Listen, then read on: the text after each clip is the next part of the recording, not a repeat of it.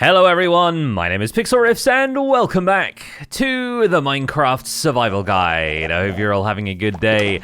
In today's episode, as promised in the last episode, we are going to be reworking the honey and honeycomb farms into a single beekeeper's cottage. In fact, I've already started on the honey farm. In fact, I've already finished the honey farm, except we have to introduce the bees to it. This is now a fully automatic honey farm, which allows us to bottle all of the honey from the hives that are going to replace this row of moss blocks that I've got back there. The honey blocks will be filtered down into this barrel, and the glass bottles will be recycled back into the hoppers above these dispensers, thanks to a handy water stream that's going to make sure that they're all distributed evenly amongst all of the dispensers. If you're interested in how to build that design, check out the YouTube short I just posted. I'm actually trying out a split format here where we can do the tutorial in a short video and allow the long form videos to focus more on the decoration of some of these farms and how they fit into the survival world in context. The main thing right now is that we've got to get rid of our old honey farm, or at least if we want to transplant these bees into that farm, we have to make sure they return to their nests, meaning we're most likely going to have to wait for a moment when all of the bees are inside, or alternatively, we wait until nighttime, because the bees are definitely going to return to their nests, even if they haven't finished pollinating on these azalea leaves. But there is a third option for farming bee nests, and that is what I've been doing over here. I've actually been growing a set of birch trees with dandelions on the diagonals between each group of 4. So we end up with a bunch of birch trees growing around a flower that is less than 2 blocks away. And with dandelions growing around them, this patch of birch trees has been producing maybe 3 bee nests per set. So every time I place down, what is this, like a 7x5, so 35 birch saplings. On average, I've been getting about 2 or 3 bee nests out of just farming birch trees here. And with Silk Touch, we can collect each of those nests before the bees even pop out, and I've gotten myself a whole bunch of them. In fact, most of them have had 2 bees per nest, but a decent amount of them have had 3, and 3 is the maximum per nest, so that's the amount we will need. We're going to bring 8 of these with us and put these into our honey farm, and then we'll release the other ones into the wild somewhere. I am going to wait until nightfall to do this though, because this set of moss blocks is where we're going to put the bee nests, and if they pop out immediately and fly out somewhere, it's going to be a real pain getting them back in. But in the meantime, I'll remind you of the mechanism of this honey factory from above. Right here, we have a water stream. It's a bubble column actually, where all of the honey bottles get fed into this crafter. They fill up the available spaces of this crafter until it can make a honey block. The crafter is being detected by a comparator back here, which is comparing its signal to another crafter where the slots are completely blocked, which means it's outputting a signal strength of 9. Once this crafter reaches a signal strength of 9 as well, this comparator turns on, the signal wraps back around to that repeater, powers the block next to it, which powers the crafter, and outputs the honey block and the bottles into this chest. The best part about this is the bottles and the honey block are ejected at exactly the same time, which means we can simply attach 2 Impulse SV item filters to either side of this one with glass bottles in and the one opposite with honey blocks in. The honey blocks go straight down this line of hoppers into the barrel below. The glass bottles get filtered down here into a dropper facing downwards towards this water stream, and the dropper has a simple comparator clock attached to it, much like the dropper down below that's moving the honey bottles up here in the first place, and that simply spits everything out into this water stream where each hopper has 1 stack of glass bottles and basically a bunch of filler items in there, because if there's a full stack of glass bottles in here, it's simply going to pass over to the next hopper. Just to demonstrate this, I've actually got a few honey bottles in here right now, which I can run through the system. We can watch a couple of new honey blocks being crafted. I've just been putting them in this hopper down here, which is why I had this barrel and hopper attached to it in the first place. But the honey bottles can go in this end to simulate that the hives here have produced them. They all get spat out of the dropper at this end, pushed up into the water stream, and before long, 2 extra honey blocks have made their way into the system. I'm also planning to move the honeycomb farm into this beekeeper's cottage, and I want to start using some bee hives as decoration, because they actually make for a really interesting floor texture. Even if they don't have a function, even if they aren't currently housing any bees, we've got a really neat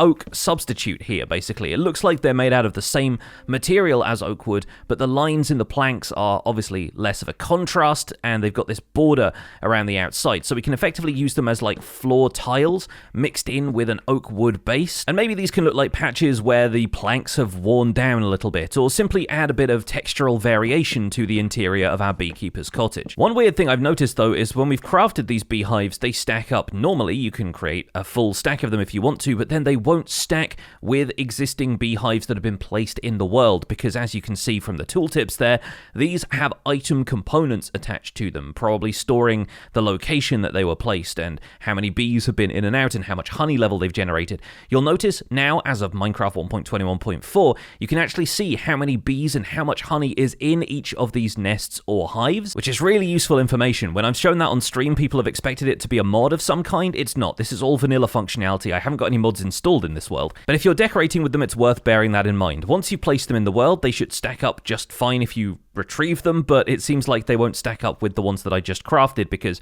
these have one extra item component for some reason. Really up to you whether you want to go with or against the grain of the oak planks that we're placing here, but remember you can't rotate oak planks, so they'll always be facing one specific direction. But with the sun going down, the stars coming out, it's probably safe for us to put the bee nests into position here. I will have to rescue the moss blocks from this row of hoppers, but let's briefly remove that hopper to make sure that these aren't going to end up in the crafter, blocking up the honey production. Let's grab those from the end of there. Let's put this hopper back in place, and then we can put the bee nests in here. Hopefully the bees won't emerge because it's nighttime already, and we should be able to replace the glass wall in front of this so that they're well contained. Here we go. We can sleep for the night. The bees should pop out of here in the morning, and we'll start producing honey that will be automatically bottled by the system.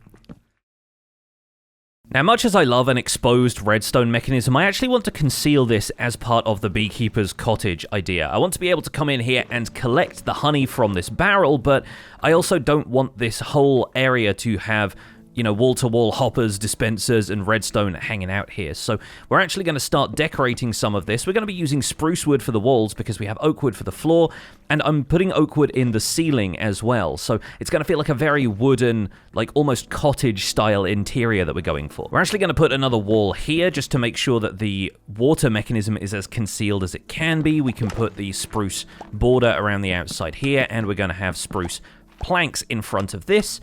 Yep, sounds like some honey is already being made, by the way, so we can check on this. And yep, another honey block has made its way into the system. Fantastic. But one of the other things I wanted to do with this interior is make it feel a little bit lush and green, because it feels strange to have bees around, but not have a whole bunch of flowers exposed to the surface. The problem, though, is that bees can occasionally be distracted by the presence of other flowers nearby. When I decorated my beekeeper's cottage in Survival Guide Season 2, I wanted to put flowering azalea leaves on the outside because they were relatively new at the time, and unfortunately, the bees ended up getting attracted to the azaleas on the outside of the cottage rather than the ones that were right next to them in the farm. Now, bee AI has been made a bit more robust since then, so it's always possible that the bees will simply ignore anything that they can't pathfind to, but just in case that becomes a problem, I want to decorate the interior with non-flowering plants. But at the same time, I still want to give off a kind of vibrant and varied feel to it, which is why I'm currently looking around for glowberries. And oddly enough, I don't know if I have a place in my storage system where I keep glowberries at this point, but I'm fairly certain that in our plant box here, we should have a few of them. Yes, we've only got 7, but that should be enough to get us started. Because coming back here to our pale moss and hanging vines farm, we can actually use the same mechanisms here to farm glowberries. I've taken down some of these weeping vines so that we have enough to replace the farm with. Once we're done with this, we'll break the top block there, which should leave the dispenser just ticking harmlessly, and if we right-click on this, we're now going to end up with some glowberries growing right here. And now with the shield out of my offhand, I'm simply going to hold down right-click, and anytime this grows glowberries, we're going to automatically harvest them, which once it picks up speed, can be pretty effective. You'll notice the difference with glowberries is the vine itself will grow naturally on its own, and it just did. What a great example. That happens randomly. So when the vine itself is bone mealed, it simply grows glowberries on it if there were not glowberries present before. And this is significant because the cave vines that glowberries grow on aren't obtainable as an item. You can't shear or silk touch this and get it as a block. Instead, you simply place the glowberries in order to place a piece of cave vine. So in order to have some greenery inside of our beekeeper's cottage, I'm actually going to use the glowberries to grow a bunch of cave vine dangling from the ceiling, and that will give it a lush atmosphere without it needing to have any flowering plants on it that the bees would be attracted to. We're going to grow some of those close to this corner, but instead of letting them grow and dangle all the way down to the floor, we're going to maybe place them manually and then grab some shears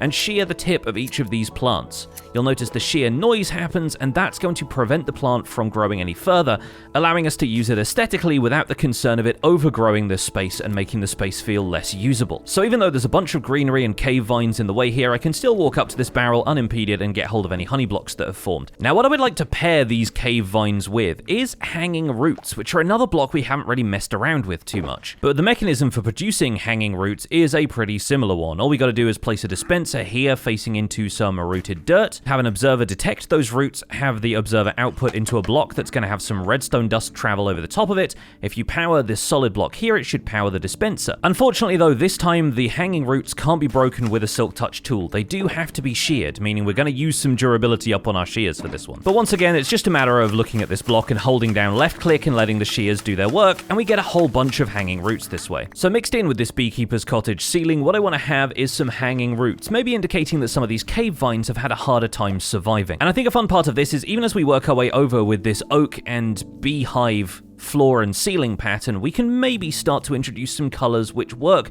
a little better with the hanging roots. Take, for example, jungle wood. It's got a bit more of that pink tone in it that you find in the hanging roots, and so if we start to work this into the ceiling and the wall over here, I find the hanging roots go really well with these. Even putting them on the underside of one of the oak blocks, it adds a little bit more pink to that pattern. Not to mention that the stripped jungle log texture actually has a little bit of that yellow-brown that you find in the oak wood, so it makes a really great transitional block. And once we finish that, the interior of this building has this really nice gradient wall to it. I think the orange glass could stand out a lot more, but the effect is fairly subtle, and it goes well with the jungle wood as well as it goes with the spruce wood. I will just make one minor adjustment, and this might be a reason to put in a maintenance door back here. It seems like some of the honey is getting stuck in the hives thanks to some redstone timings back here, so I'm just going to quickly reset those. All you need to do is place that redstone dust back in position. It should tick the dispenser. But oh, it seems like the other thing I was worried about has happened, and the dispenser didn't have enough glass bottles in it. I meant to grab a bunch of the bottles from this honey farm once we decommissioned that one, and that might be why the situation here has ended up happening. And that probably means we've got some netherrack in the system a little bit further up. I'd say it might have made its way into the crafter. Yep, there we go. Okay, so that would be stopping the crafter from making any honey bottles. So it's time to extract all of the glass bottles from here, move those over to the farm, and from that point we should have no further problems. Okay, that's all taken care of. I've made sure there are no more unusual objects up there in the crafter, and we should be getting more honey blocks crafted any second now. So I think it's time to do the other half of the beekeeper's cottage, which is to move the honeycomb farm in and make sure it has enough storage to cope with being left here for a little while without much activity. Because despite the fact that we set this up absolutely ages ago and I've done a ton of work around here since, this honeycomb farm has not yet worn down every set of shears in each of the dispensers, and it overproduces. We have more honeycomb than we really know what to do with. However, it's worth keeping honeycomb in its raw state because it has a variety of uses, and you'll probably see some honeycomb being spat out of the farm in weird directions because it has nowhere left to go. Honeycomb can be crafted into solid blocks, but unfortunately those solid blocks can't be crafted back down into honeycomb, which means it's not worth us auto-crafting those the same way we do with the honey blocks over here, which can be converted back into honey bottles if you put them in a crafting grid along with the 4 glass bottles needed to refill them. Honeycomb, on the other hand, can be made into honeycomb blocks, it can be made into candles, it can also be used to wax copper and signs, keeping them in stasis and preventing them from aging or being altered. Simply put, it is worth us keeping this around in raw honeycomb form, which means we either have to set up a shulker box loader to make sure that the chest can contain it, or we simply attach more chests and hoppers to it. But I think this farm is overall due for a bit of a refresh. Maybe we can combine some of these sets of shears to earn back some of the durability and install new sets of shears so the farm can continue running perpetually. In this case, I think we'll reinstall the honeycomb farm upstairs in the beekeeper's cottage, allowing all of the honeycomb itself to filter down. With night falling, this is the perfect time to wait for the bees down here to return to their hives, and from there we can collect up all of the blocks involved in the honeycomb farm and put them back in place in the beekeeper's cottage. Hey folks, welcome back. So I've started on the beekeeper's cottage, and so far I'm really happy with how this is going. I've decorated the lower level in a combination of mossy bricks, and a few of the tough bricks in there, along with some mossy cobblestone and tough on the other side, to give kind of a half and half between a mossy aesthetic and a stone aesthetic, but keeping one half feeling a little bit more organized with the bricks and the other half a little bit more like traditionally made, almost like it's a dry stone wall or something that the moss has crept into over the years. As an additional layer on top of that, I framed it out in the style we've already established for some of the other houses in this area. So compare that to the blacksmith's house that we have over here. A few of the other buildings around here have the wooden pillars all the way down to the ground, and this one doesn't, but I was thinking about doing this alternating supporting structure with logs to build the second floor on top of that, having a row of logs and then these panels of stripped wood with windows and shutters on either side of the windows to help make the window feel less large from the outside, but nice and bright and letting lots of light in on the inside. Above that, we got an overhang created by pushing these logs out and laying another big long beam log over the top, and then pushing out another set of logs to support the structure of the roof. And that's pretty similar to what I've been doing over here, except with the logs pushing out, I thought we needed a bit more of a shape underneath that, and I wanted to turn these lower sections into more like archways, and that arch construction fit really well, I thought, with the choice of materials down here. So we've mixed a bit of jungle and spruce wood in. The jungle wood I chose because it has a little bit of green in the texture, so it worked really well alongside all of the mossy blocks. But then I decided to use jungle logs there, but spruce wood, since the wood color works a little bit better there than the peachy color that jungle wood gets. Then above that, I decided to put a strip of bee nests. Since these are empty nests, they're not going to generate honey, they're not going to have bees trying to fly in and out, and we've actually concealed the entrances to those bee nests on the inside. But if you look at the texture of a bee nest, it starts with this kind of pale, almost pinkish brown at the bottom of it, and then goes all the way up to a very, very light color up there. So I thought that worked really well with the jungle wood having that kind of pinky color to it, and above that, even though this is framed out in stripped jungle wood, which is a lot lighter, I thought adding the accent of those pale oak shutters, the trapdoors there forming shutters, really felt like a modern farmhouse kind of aesthetic, and that's the aesthetic I've had earmarked for using pale oak wood if I ever got around to it. However, I haven't really built a whole lot with that in mind, and this really felt like it worked quite well. Plus, at the top here, we could add in another archway, a slightly steeper arch this time with the stair blocks on the corners, but mellowing it slightly with those trapdoors in the center provides a different curve to the one we have down below, but I think frames out the top window section really well. I might end up adjusting some of the landscape around here just to conceal where those logs and moss blocks and stuff reach the dirt around there, but I think that's going really well so far. We're going to add a few more panels of similar material to this. We're going to figure out a roof design, and we're going to figure out how exactly the house is laid out, because right now it's just a bit boxy, and I think we can improve upon that. We don't have much else going on here just yet. I've just been working on making sure all of the functionality of these farms is preserved while we get to work here. On the inside, I laid out this kind of rough work table. I was thinking about maybe making a trough of honey so it looked like the honeycomb was being created in one area, and then outside the back here, I simply put a little starter utility area that's going to lead through to this sort of back patio, I suppose, or balcony area where we can overlook the rest of this little valley that's down here and the crops and the farms beyond. But I think all that is working pretty well for me so far. It looks nice and picturesque. I think it's a really nice spot up there with the terrain curving up towards it as well. It really gives us something to look at in the distance as we leave the front of the storage building where I spend most of my time these days sorting out the resources. So I'm going to sleep for the night, we'll do a little bit more building, and we'll come back to this project when I've made more progress. Okay, here's an update for you. It's got a roof now. The roof gradient is one I was mocking up in creative with a variety of wood types. We skipped jungle in the middle. Jungle would have been really good, but in terms of the spacing of the roof, it's a really tall one for it to fit the same roof pitch that we have elsewhere in this area, but I've gone with this 1.5 block roof pitch, which means you have to stick to materials which have a 1.5 block height. They have to have slabs as part of the material set. Or at least every other material has to do that, because the slab is going to obscure half of the next block over, and so it looks like there is 1.5 blocks high of the stripped logs in between. So it gives quite a striped approach to the roof, but I kind of like that in terms of the stripes that you already have from the bee nests, and it's a nice warm color palette that I think works really well without being the really obvious thing of doing like a yellow gradient or something like that. The Wandering Trader is already knocking on the door, seeing if he can get some honey from the bees. But either way, I'm going to continue on up here doing the side frame part, where on each of the buildings I've already done, the starter house, the blacksmith, and the trading hall / storage building over there, I've got this sort of framework on the end, this decorative thing, and because this is a bee factory, this is a honey and honeycomb kind of place, I'm thinking of doing basically a pattern of hexagons, if I can. The thing about hexagons in Minecraft, and this is something that I remember from back in the Yogscast video that I watched when I was first looking at Minecraft videos. The thing about hexagons is most of the time when you draw them in Minecraft, they just look like you don't know how to draw a circle.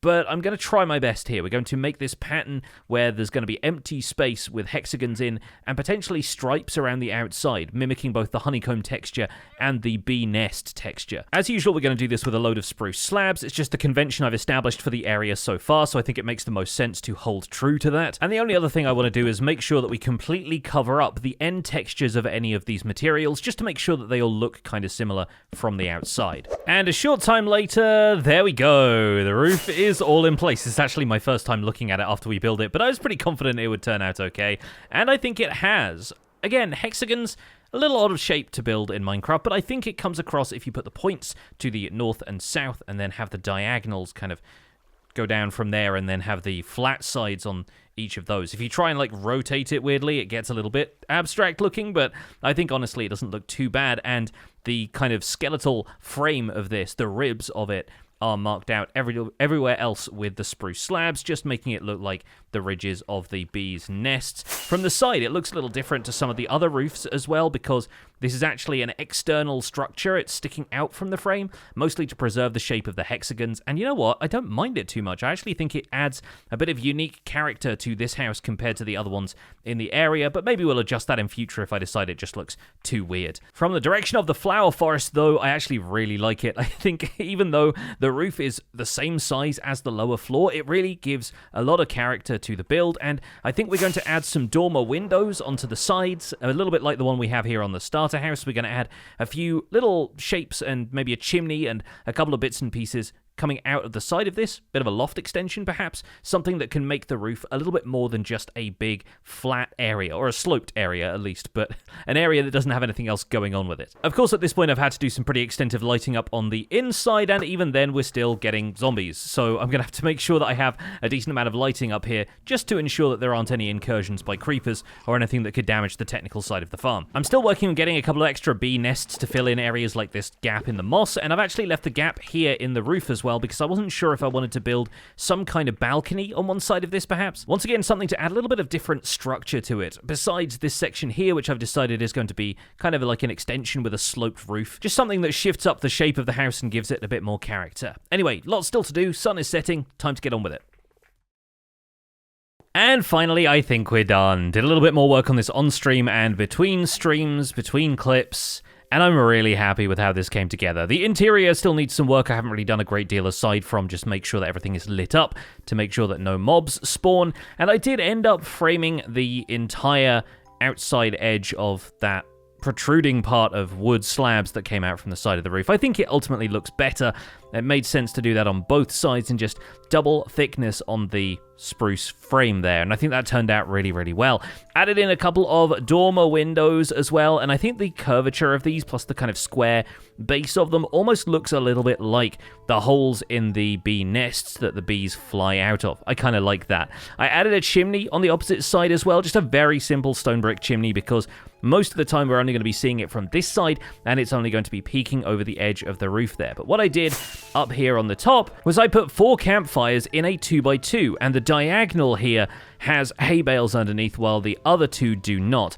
And I think that adds a really pleasant almost curvature to the smoke, where there's a lot more of it coming from the base of the chimney compared to this 1-block chimney here that I have on the roof of the blacksmith's. That one, the smoke feels a lot fuller coming out of this chimney, obviously because there are 4 campfires instead of just 1, but also because the smoke can kind of collect at the bottom with the other 2 campfires, and then the ones that have hay bales underneath send the smoke up really high, but it sort of feels like it climbs into a column that's all fit together. The sloped roof on the side here I think works really well for me. It's just this nice little T shape, and one thing I was considering maybe doing if I decide to change up the shape of this is just flatten out the roof here so it comes out and then down, instead of being a slope the entire way down. But the slope of this part matches the slope of that part, so it's nice and straightforward and has the spruce frame all the way around the outside, which I think really helps accent and border the entire thing, ties the whole thing together, I suppose.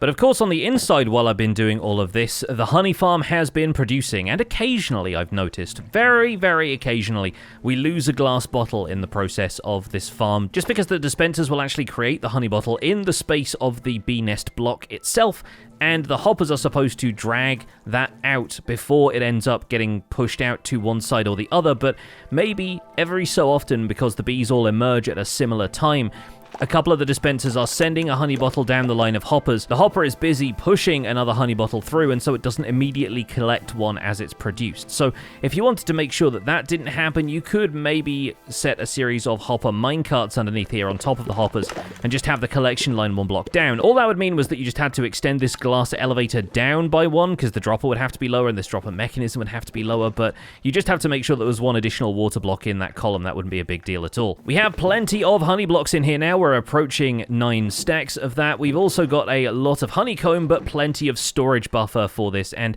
like I said, I'm going to continue to work on the interior details so this can feel like a complete house. I still have some ideas for a back patio, maybe a little herb garden or something like that the beekeeper has here. And I really want to do something with this valley now. It's still got all of my starter crop farms and stuff in, and maybe I'm thinking having a river coming down here, since there's so much water runoff from the mountain, that maybe we can have the river run through here, maybe erode its way through some sort of tunnel in the landscape and drop out the other side where the river flows out towards the sea. But that's going to be a job for another day. For now, I'm really happy to have added another landmark house to this area, and I think it fits in really well with the builds we've already done. I'm hoping to do a few more of these and clear up some of these miscellaneous projects that are here around my base area, and then of course we are going to return to the Windy City and continue that project, because I have a lot more plans going on over there as well. For now though, folks, thank you so much for watching this episode. Let me know what you thought of this episode focusing on the build, and what you think about separating the tutorial out into a YouTube short. Would love to get some more feedback on that as a format.